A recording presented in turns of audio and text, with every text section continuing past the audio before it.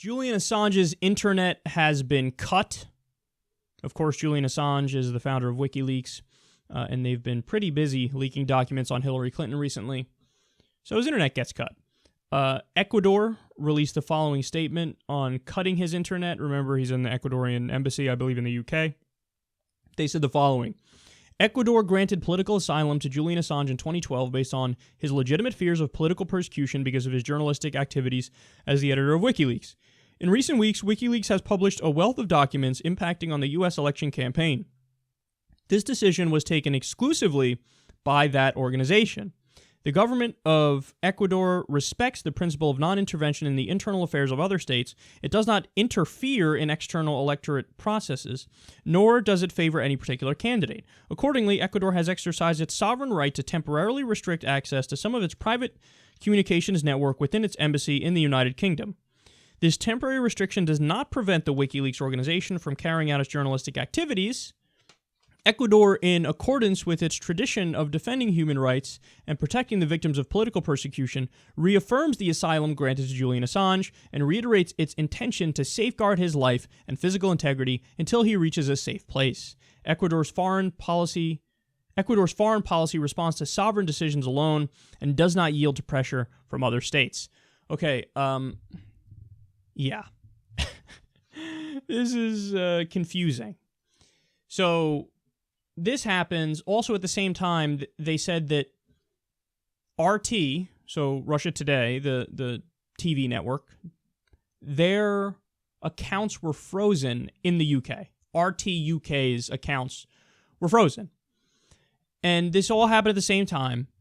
And, well, obviously, the initial reaction and the first thought is clearly the U.S. government is behind this, high-ranking people, I don't know, in the fucking FBI or the CIA or in the executive branch made some phone calls and said, look, man, here's the deal. I don't know how much money we give Ecuador, for example, or I don't know, well, obviously we're best buddies with the UK, but we might have said, hey, do us a favor, next thing on the internet, skay, whatever the case is.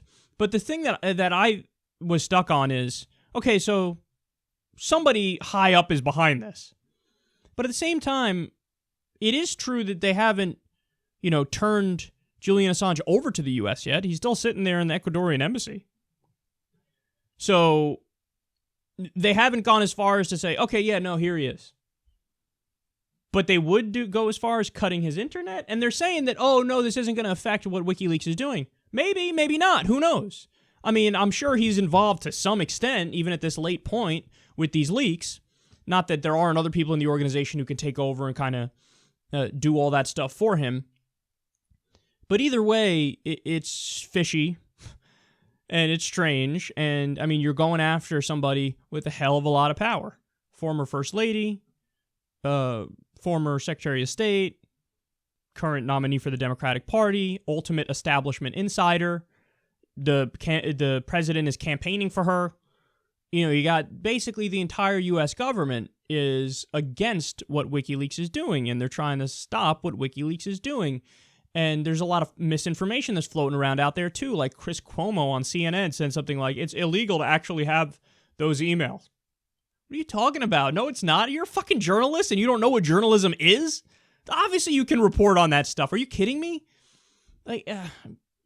But bottom line is, there's some weird shit going on, man. Freezing the RT account, and of course, I don't know what argument they'd make, but the real reason they're upset is they don't want Russia's narrative to get out to the West.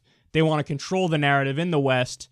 They don't want to hear another point of view on Syria. They don't want to hear another point of view on Crimea. So they're, okay, shut that off. And then now with WikiLeaks, it's like every day I read some story where I feel like we are in a movie. Enemy of the state, Will Smith. I saw a headline yesterday in The Guardian that said something like half of everybody in America, so half of America, are in a database of facial recognition technology. What the fuck are we talking about here? We are living in a movie. That's insanity. So perhaps a computer picked up my fucking face, and then if I were to ever do something bad, maybe not, they'd say, oh, well, look, we know it's you because we have the facial recognition technology. George Orwell's rolling over in his grave right now. So there's some weird shit going on. Do I support WikiLeaks? Fuck yeah, I support WikiLeaks. This isn't a partisan thing. That's what I need everybody to understand. I supported WikiLeaks when it was back when Chelsea Manning released everything she released. I support WikiLeaks now. I support WikiLeaks when they go after Republicans. I support WikiLeaks when they go after Democrats. You want to know why? Because I'm not a hack. And I actually care about transparency and accountability in government. Powerful people making big decisions that affect your life and want control over our government, over the economy and stuff like that. Yeah, we should know what they're doing. I'm not saying, everybody should have the fucking nuclear codes. I'm not saying there's literally no such thing as information that should be top secret or classified. Everybody understands that there's some stuff that should be top secret or classified. But these motherfuckers abuse it. And they abuse it and they use it to hide anything that's embarrassing about them and anything that shows them abusing their power. They're like, all right, classified, top secret, nobody talk about it. What are you talking about? And everybody shut the fuck up. So that's what they do. We know they're up to some creepy shit behind the scenes, and I do support transparency. I do support WikiLeaks, and I don't like this crackdown on them, and I fear what else is going to happen. Because there's already erosions on free press rights, and I fear that we're going further and further down that path.